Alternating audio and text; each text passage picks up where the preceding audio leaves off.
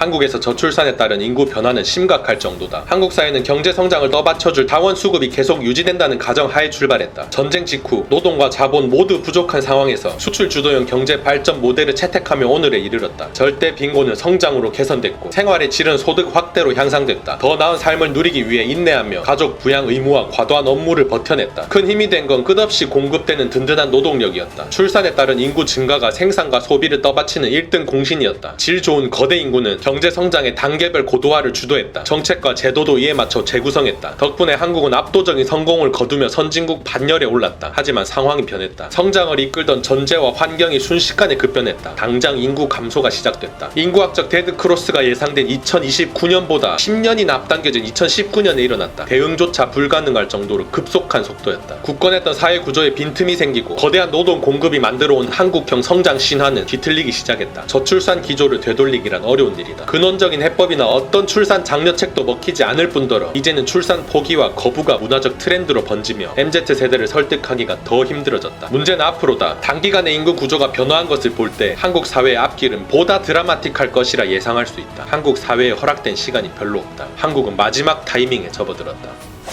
반갑습니다. 도끼형님입니다. 설마 이것 이상으로 떨어지겠냐 했던 출산율이 콧방귀를 뀌면서 더 밑으로 떨어지고 있습니다. 이제는 되돌릴 수 없는 수준까지 왔다고 하는데 다가올 미래에는 어떤 문제가 들이닥치게 될지, 그리고 우리는 그런 상황에서 어떻게 행동하는 게 최선일지 같이 들어보시죠. 다시 한번 강조하지만 인구가 전부다. 인구 없는 사회는 무의미하고 인구 없는 예측은 불필요하다. 인구 충격은 더디지만 매섭게 번진다. 알아도 속수무책으로 당한다. 2021년 정원 미달된 대학 입시의 충격과 공포가 한 예다. 7만의 빈틈은 눈앞에 닥쳐서야 쇼크로 증폭됐고 지방대학은 특히 큰 타격을 입었다. 대학 붕괴는 앞으로 펼쳐질 숱한 상황 변화의 전초전에 불과하다. 지하철 배차 간격처럼 인구 통계는 시간 안에 맞춰 착착 다음역에 닿는다. 미세하게 이탈해도 대부분 표준 편차 아니라 드라마틱한 반전은 없다. 충격파는 곧 국방 분야로 닿는다. 가시화될 병력 부족 문제는 발등에 불이다. 20세 남성은 2010년대 35만 명에서 2020년대 25만 명으로 감소했다. 현재 출산율을 보건대 2040년대는 13만 명이 전부다. 지금 같은 병력을 유지하는 것은 불가능해진다. 그 다음부터는 더 무차별적이고 광범위하다. 압권은 생산 가능 인구의 하락이다. 2018년 최초로 줄어든 이래 낙폭은 갈수록 커지고 있다. 2019년 3,760만 명에서 2050년 2,450만 명으로 35%나 급감할 것으로 예측된다.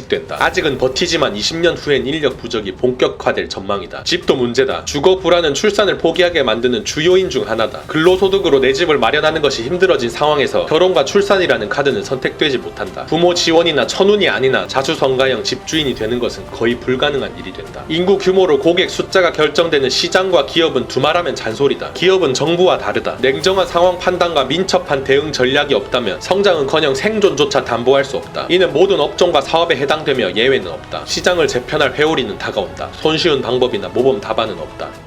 어디 하나 살아남는 곳이 없습니다. 그런데도 우리 개인은 사실상 그렇게 큰 위기를 느끼지는 못하고 있죠. 인구 문제라는 게 저 멀리 보이는 파도처럼 지금의 나에게 당장 영향을 주는 게 아니기 때문에 다들 그냥 그러려니 하면서 살고 있는 겁니다. 집채만한 쓰나미가 저 멀리서 다가오고 있는데 해안가에 살아가고 있는 우리는 과연 괜찮은 것일까요? 하루빨리 이사를 가든 땅굴을 파든 뭔가 준비해야 합니다. 문제 터지고 나서 준비하면 이미 늦습니다.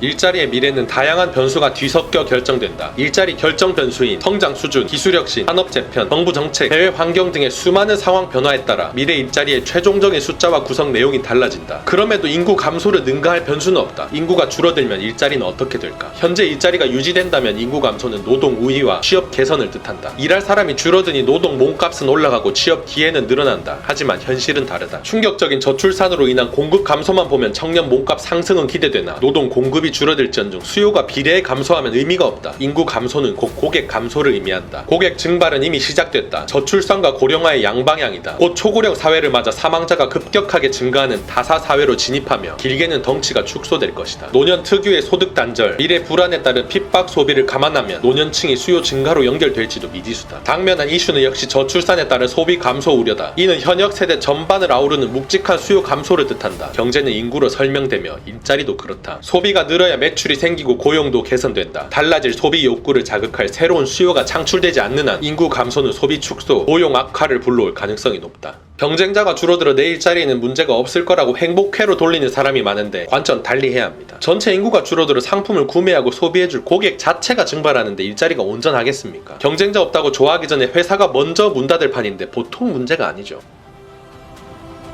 로봇을 바라보는 세간의 시선은 사뭇 이율배반적이다. 인간이 해온 힘든 일을 맡는 노동 대체 면으로는 좋으나 로봇이 사람의 일자리를 빼앗으면 나쁠 수밖에 없다. 로봇이 일자리를 빼앗을 것이란 위협은 현실적이다. 로봇의 등장과 노동의 종말은 타당한 걱정이다. 단 양상은 차별적이다. 로봇이 대신할 일자리는 단순 노동 직무에 제한된다. 혹은 애초부터 사람이 하기 힘든 일에 투입된다. 업계도 로봇과 사람의 일은 구분해서 본다. 그럼에도 로봇 대체는 확대될 수밖에 없다. 그와 동시에 일을 빼앗겨도 그만큼 혹은 더 많은 일자리가 생긴다는 분석은 현 단계에선 설득력이 있다. 결국 대체, 보완, 협업의 3강 모델이 예상된다. 일자리별로 빼앗기는 쪽, 도움받는 쪽, 나눠 하는 쪽이 엇갈린다는 얘기다. 인구 변화와 맞물린 로봇발 기술 혁신은 위기이자 기회다. 필요 이상의 공포는 부담스럽지만 그렇다고 변화 흐름을 따르지 않으면 속수무책으로 당할 수밖에 없다. 예고는 됐고 트렌드는 시작됐다.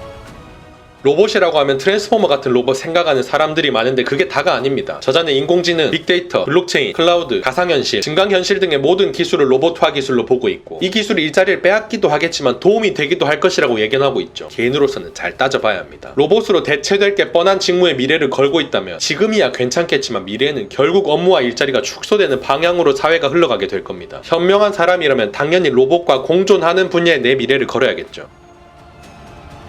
아쉽게도 인구 감소를 당장 해결할 묘책은 없다. 어떤 선진국도 자연감소 출산율을 인구 유지선까지 되돌린 경우는 없다. 덜 줄어들도록 하방 경직성만 달성해도 성과로 인정된다. 그만큼 쉽지 않다는 뜻이다. 인구 증가가 어렵다면 현실에 맞춰 모든 걸 재조정하는 게 수순이다. 포인트는 줄어든 인구를 소중하게 활용하는 것이다. 인구를 숫자가 아닌 질적 개념의 인재로 업그레이드 시키는 전략이다. 인재혁명을 통한 1인당 생산성 향상을 꾀하자는 얘기다. 인재혁명은 시대가 필요로 하는 인재를 맞춤 공급하는 것을 지향한다. 인재 육성은 정책 지원을 통해 유치원부터 대학까지 양질의 교육 기회를 확대하는 것에서부터 비롯된다. 양적 확대를 벗어나 질적 개선을 통해 인재가 능력을 발휘하도록 순환 구조를 형성한다는 전략이다. 생산 인구의 인재 승격은 4차 산업혁명과 맞물려 중요성이 훨씬 커졌다. 4차 산업은 규모와 파장을 알 수 없는 무한한 가능성을 지닌 개념이다. 이는 인공지능, 로봇, 다물인터넷, 자율자동차, 가상현실, 빅데이터 등으로 계속 확장된다. 인재혁명과 함께 생산성 혁명을 실현할 무대로 손색이 없다. 따라서 아무리 살펴봐도 답은 인재혁명뿐이다. 혁신 인재라면 인구 감소의 파장에도 지속 성장을 얼마든 달성할 수 있다. 인구 감소의 양적 한계를 인재 혁명의 질적 향상으로 대응하는 것이다. 복잡하다고 이를 위한 개혁을 미뤄서는 곤란하다.